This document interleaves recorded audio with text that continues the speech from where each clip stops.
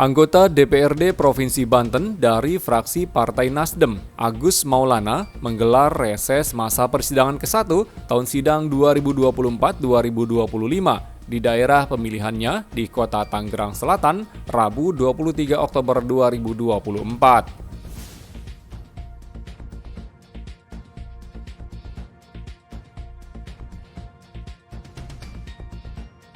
Reses digelar di Aula Fakultas Fisip, Kampus UIN Syarif Hidayatullah Ciputat, Kota Tangerang Selatan, dan dihadiri ratusan mahasiswa Fakultas Fisip UIN Syarif Hidayatullah Ciputat.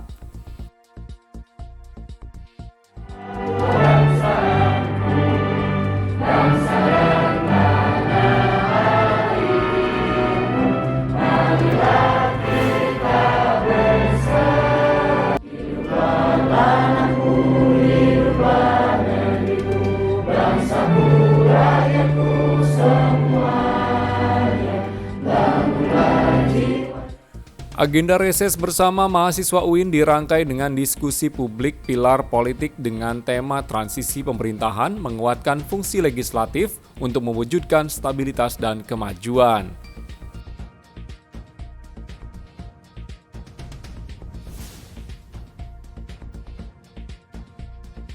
Dalam reses tersebut, Agus lebih banyak berdiskusi dengan mahasiswa yang hadir. Agus memaparkan tentang pandangan politiknya sesuai tema diskusi. Agus mengawali paparannya dengan menjawab pertanyaan mahasiswa tentang alasan mencalonkan diri sebagai anggota DPRD Banten. Agus menjelaskan bahwa dirinya maju sebagai calon legislatif pada pemilu legislatif pada 14 Februari 2024 karena dirinya ingin turut andil dalam mengambil kebijakan politik di pemerintahan Provinsi Banten. Menurut anggota Komisi 1 DPRD Banten ini, semua hal yang menyangkut kehidupan masyarakat diatur oleh kebijakan politik. Oleh karena itu, dirinya ingin masuk ke lembaga politik agar bisa ikut berkiprah dalam pengambilan kebijakan yang tentunya bertujuan untuk membawa kemaslahatan bagi pembangunan masyarakat.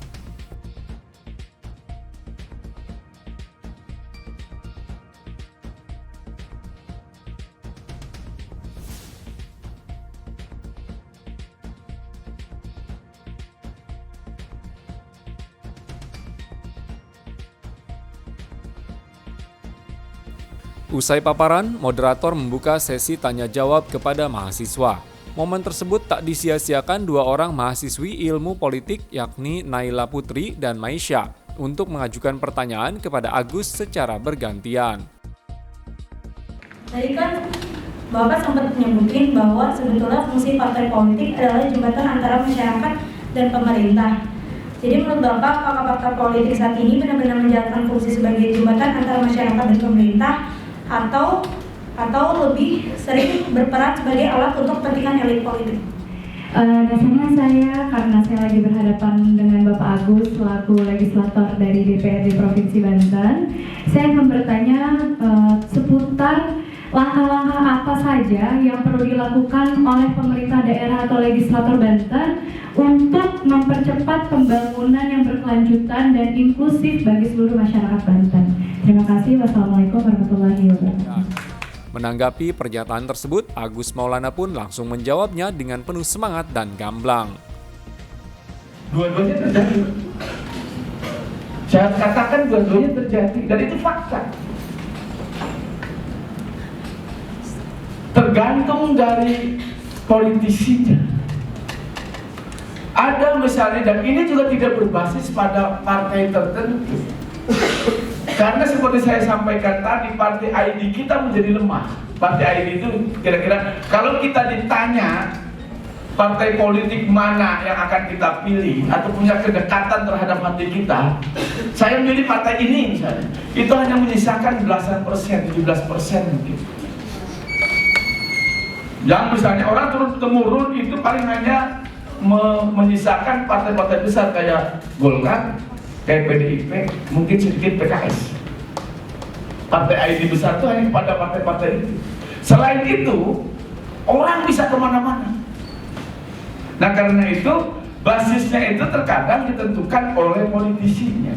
Apakah bisa memfungsikan partai politik yang dilakukan oleh politisi ini sebagai jembatan atau tidak? Itu tergantung lagi kepada orang-orangnya. Tidak ada partai politik secara umum. Terkadang partai politik yang dianggap sebagai partai wong cilik justru bertolak belakang dengan kebijakan atau seringkali membuat kebijakan yang kontraproduktif dengan atau berbeda dengan keinginan wong cilik. Sering terjadi. Atau partai yang berbasis agama seringkali misalnya justru korupsi misalnya. Atau partai yang nasionalis justru misalnya tidak nasionalis. Nah, fungsinya itu justru diperankan oleh anggotanya. Seperti saya terangkan, ada alat yang namanya reses. Reses inilah sebagai jembatan. Misalnya kita kaitannya menyangkut Naila itu, dua-duanya terjadi sebagai jembatan. Ya, terkadang juga ada beberapa titik dan beberapa kasus dia juga sebagai jembatan oligarki itu. Pembangunan yang inklusif. Nah, ini contoh kunci kata kunci yang baik, inklusif. Apa ada inklusif itu? Lawannya apa? Lawan inklusif apa? Eksklusif itu terbatas. Inklusif itu terbuka. Ya kan? Membuka diri itu. Inklusif itu artinya untuk kepentingan bersama. Kalau eksklusif itu terbatas saja. Pembangunan eksklusif misalnya hanya memikirkan orang-orang kaya. Contohnya apa? Bikin khusus misalnya budget yang tinggi hanya untuk memfasilitasi orang kaya di wilayah mana gitu, bikin kita pintu tol di situ. Pakai anggaran negara misalnya. Itu namanya kebijakan yang eksklusif. Atau kita hanya misalnya membuat saluran air yang bagus hanya di komplek-komplek elit. Itu pembangunan yang eksklusif. Tetapi pembangunan yang inklusif itu adalah pembangunan yang ini kepentingan bersama, milik umum, tidak eksklusif. Lawan dari inklusif ini. Bagaimana caranya? Caranya tentu saja ada partisipasi publik. Kampus menjadi penting sebagai pihak yang memberikan masukan kepada pemerintahan daerah. Biasanya dalam membuat sebuah kebijakan itu ada yang namanya kajian. Kajian ini dijalankan secara baik saja, ini pasti akan menjaga kita gitu ya untuk melakukan pembangunan yang inklusif.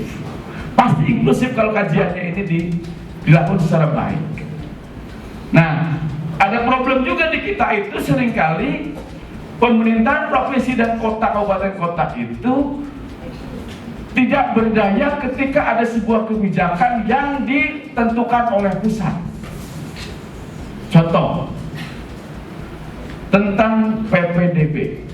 Nah, ketika tahun ajaran baru itu kan ada yang namanya PPDB. Ya, ketika dia harus masuk ke sebuah sekolah gitu, kita menggunakan sistem zonasi. Zonasi itu asumsinya masyarakat di tempat A itu jangan sekolah ke tempat C, cukup di A saja. Kebetulan saya pernah riset di Finland. Di Finland itu tidak ada yang namanya sekolah swasta. Seluruh sekolah dibiayai oleh pemerintah dan memiliki kualitas yang setara bagusnya. Dan mereka menerapkan zonasi. Anak yang di titik ini ya sekolahnya di sini. Kenapa? Sekolahnya ada, kualitasnya bagus, sehingga mobilitasnya pun tidak merepotkan. Dia cukup bisa jalan kaki di situ atau cukup siapkan bus di situ, turun dan tidak akan membuat kemacetan dan lain-lain. Karena apa? Semuanya sekolahnya dibiayai pemerintah dan memiliki kualitas setara. Kalau saya tinggal di kampung A, besok saya ada urusan misalnya menengok ibu saya di kampung C, saya bisa mendaftarkan anak saya untuk sekolah sementara di kampung C itu. Dia lakukan secara online. Baru jika ruang kelasnya tersedia, kualitasnya sama, baru zonasi bisa dilakukan. Sekarang misalnya ada sebuah kelurahan yang tidak memiliki SMP negeri, bagaimana zonasi diberlakukan? Dia akan kesulitan terus, akan kalah terus dengan kelurahan yang menjadi home base-nya sekolah negeri itu. Nah, inklusif itu bisa terjadi, kebijakan itu diperlukan masyarakat sipil, kampus, aktivis untuk menjadi penyeimbang dan pemasok ide kepada pemerintah. Nah, dari situ kemudian memungkinkan kebijakan-kebijakan yang dilakukan oleh pemerintah itu bisa dirasakan oleh semua pihak. Saya kira itu. Usai sesi tanya jawab tersebut, Agus Maulana menerima plakat dari perwakilan mahasiswa FISIP UIN Syarif Hidayatullah Ciputat. Dilanjutkan foto bersama dan bersalam-salaman kepada mahasiswa untuk pamit meninggalkan lokasi acara.